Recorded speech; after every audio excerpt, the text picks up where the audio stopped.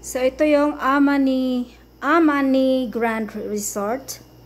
So, ito yung room. So, magstay ako dito ng one night. Dahil bukas pa naman yung flight ko. And, ayaw ko lang kasi na yung mukha akong haggard. Yung tipong galing ako ng Bohol na haggard ako. Parang wala akong ligo. So, kaya ako nagstay dito ng one night.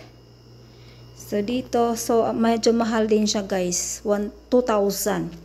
Pero at least makapagpahinga ako, diba? Bago maglipad. Relax ako. I-enjoy ko naman ng buhay ko, ano? So, ito yung kitchen. Pwede daw ako magluto dito. So, ayan. So, may mga kaldero din naman. So, ito yung kanilang ilalim ng lababo. Ewan ko, di ko naman. Basta, ito yung kitchen nila. So, pwede ka magluto dito. May plato. May something like this. Ayan. Basta pwede ka magluto. And then, so ito yung, saan ba yung switch? So ito yung washroom. May water heater.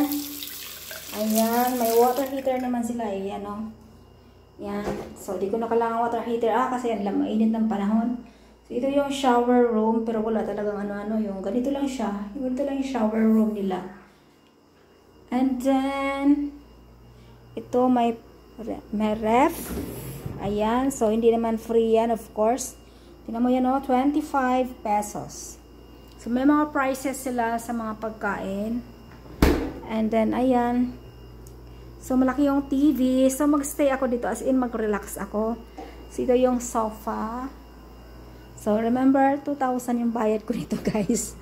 So, titingnan natin yung